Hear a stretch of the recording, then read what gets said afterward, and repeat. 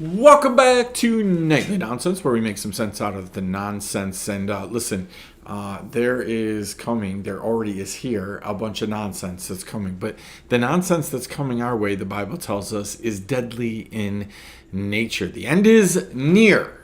Right? This is the third part, and the end is near. I probably didn't announce that the last two times. But we're talking about the fact that I've said to part one, do you believe that Jesus is coming back? Right? We talked about whether or not you actually believe that. You need to decide that. Do you believe that the end is near? Number two, last night we talked a little bit about the difference between worthy, and we talked about the fact that God says you're worth it. Right? But you also need to get a proper perspective on death, because the book of Revelation is a little bit scary in nature if you don't understand God's concept of death. So we look at the book of Revelation and we talk about some of the things that are going to happen. Now, there's tons of great books out there. There's tons of great teaching on that. People are breaking this apart step by step, right? But I want to start by saying to you, you got some more decisions to make, things that you believe in, right? I want to start with something that I'm not trying to get into a bunch of theological things, right? I want to just point out some stuff, right? There are multiple different ways to view that which is coming. The Bible tells us that there's going to be some birth pains leading up to what is happening. Jesus specifically says what those things are: the famines and pestilence and plagues and earthquakes and all kinds of different things like that. Rumors of wars and wars, right? There's this kind of progression. Jesus said this, when you hear about these things, this is the beginning of the birth pains. Now, again, I've been reminded as we've been studying this, we've been reminded that birth pains come slow at first, right? Contractions are far out, right? And then pretty soon they get closer and closer and closer. I want to use one example. I never paid much attention because we don't live in an area where we have to worry about earthquakes. But in the last 3 years or so, been really been taught about this, been mentored in this, been brought to look at this kind of stuff, like this whole earthquake stuff. And so you look at that and say, maybe 5, 10, 15, 20 years ago, the amount of earthquakes that were being recorded were minimal in nature on this planet. A big earthquake did a lot of damage, and it was like a catastrophe. Everybody was paying attention to it.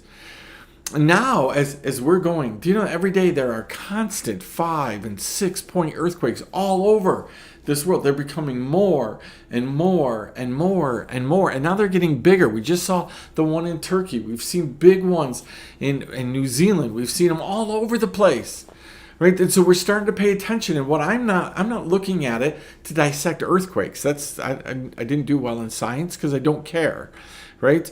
What I'm looking at it for is twofold. The first one is Jesus said these things are going to happen like birth pains, more and more and more, right? It's more frequent. And we're seeing that happen. The second thing is that they're going to start doing damage, not out in the sea, not on islands that we don't have, but where you and I live. I live in New York State, Western New York. Guess what? We've had an earthquake recently. Guess what? The whole eastern coast has had several earthquakes recently. I can't tell you the last time that I've even heard about that. Now somebody's going to say, Andy, there's always little earthquakes. There's tremors and those kind of things. But when they're big enough that they're actually recording them and telling you about them, and people are asking you, did you feel it? Did you feel it? Did you feel it? That's significant in nature, right? So Jesus is telling us these things are going to happen, right? And they're going to lead up to a time period, which most people have heard about, which is the tribulation, right? So they're going to lead into the tribulation. Now, I want you to understand, I'm not trying to be an expert. You can argue with me. Go ahead, post all the things that I got wrong, all that. That's not what I'm trying to say, right? What I'm trying to get you to do is think about the bigger picture. The end is coming. I'm trying to get you to think about death, not all the things, not being able to label and figure out correctly all the things that are going to happen. You know the problem with what's going to happen in the end times? Nobody's going to get it all right. The Bible says nobody knows the times, right? the Bible also says that we can perceive things, right? We can look at things. We know times and seasons and all this stuff because of looking up, right? So there's this kind of mix up. Nobody's going to know, but you ought to be able to figure some things out, right? Here's just truth. You can argue with me if you want. Truth is, God's way more concerned about your eternal destination and everybody else's than he is about all these things. He's telling us about these things so that it will lead us to have and spur us on to have a care for other people. He wants people to be in the kingdom. He doesn't want anybody to perish. So are you sitting on knowledge and information? Now, be really clear. If God's given you insight, wisdom, knowledge, discernment, right, visions, dreams, anything like that, prophetic words, and he tells you to sit still, sit still. But if he is urging you on to, you better tell people. You better get, you better get some sense of intensity about this whole thing. Right? The people that are all around you on a daily basis are probably not going to spend eternity with God if they've never heard about God or they made their own God. Now, let me tell you about the enemy. The enemy wants to substitute his version of God, preferably himself, but any other God but the real God. So guess what? All over the place, the enemy is trying to get you to serve different gods, right? I want to say this. I know it seems like I'm going all over the place because I am, because that's how my mind works, right? Hopefully I can tie it all up. Let me take you back for a second to Egypt, right? In the story of the Israelites and their release from Egypt, right? The simplistic, non-Andy Fred version is this. God came up with 10 plagues that countered 10 of the Egyptian gods. 10 of their gods. They had lots of gods, right? But God came up with 10 plagues that countered their little case, lowercase g gods. And he showed each one that he was more powerful than them. I know that we don't like to think in the United States that we have idols, but we do. And God is going to develop things that come directly against those gods to prove that he is bigger, more awesome, and better. Now, again, God doesn't need to do any of that. He simply is. But he's doing that. So you and I both know that there's the God of finances. God's going to counteract that, right? There's the God, the idol of food and fun and sports and work, right? There's the God of family, right? What happens when we make family higher than God? When we literally have heard people say, the thing God cares most about in the world is marriage and family. That's not biblical. It's never been biblical. It's substitutionary in nature, and it's the enemy of your soul trying to feed you a lie. Does God care about family? Yes. Does he care about marriage? Yes. Are they institutions of his? Yes.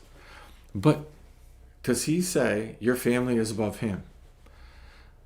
Right? Did he say, choose this day who you're going to serve, your family or? No, it's choose this day who you're going to serve, me or the lowercase gods. Everything else in your life is over on that other side. It's not God and family. It's not God and kids. It's not God and your spouse. It's not God and your job. It's not God and food. It's not God and play. It's not God and your boat and your horses and whatever else it is. It's God by himself over here on the left-hand side. And on the right-hand side, it's everything else. And God says, choose this day who you're going to serve. So we know that God is going to come up against the lowercase g gods of our country. And he's already done that. He's constantly doing it. How many more times do we need him to prove that he's bigger than the financial stuff in our country? How many more times do things have to tank and drop and crash and all these things? Right? In the Depression era, everything tanked and crashed. God proved he's still bigger. That's the way it works. He still took care of people. People ate. Did they eat as much? No.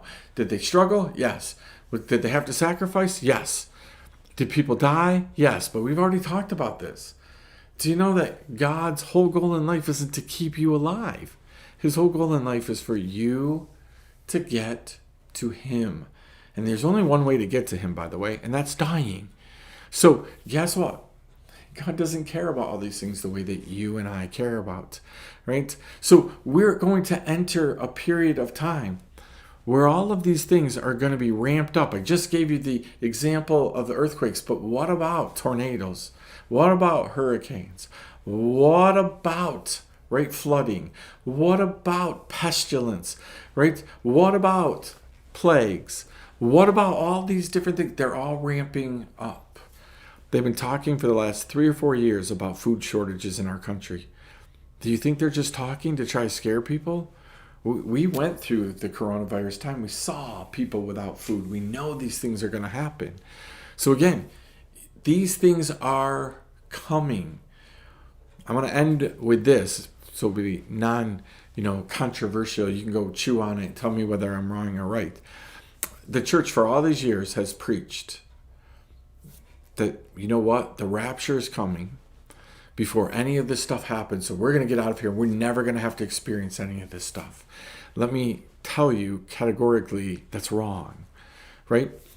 Didn't say that the rapture idea and concept is wrong, right? What I said is God's not promising to take you and me out of anything before the wrath comes, before judgment comes, right? God does not say, right, that he's going to save you before these bad things happen. If you're listening to me and you're firmly believing that, I can do whatever I want because God's going to pull me out of here before. First of all, you're doing a lot of assuming. Number one, you're assuming that you are absolutely positively going to heaven. I hope that's true. But that better be based on God's standards, not your standard. If you're just assuming all roads go to heaven, God isn't going to punish me because I go to church every Sunday, you might be in for a big surprise when you're still here, right? Number two, right? God outright said through Jesus, we're going to suffer and we're going to be persecuted and we're going to struggle, right? We're going to do all of those things. So do you think that before a time period in earth like this, God just said, yeah, except for you guys, you're not going to? No.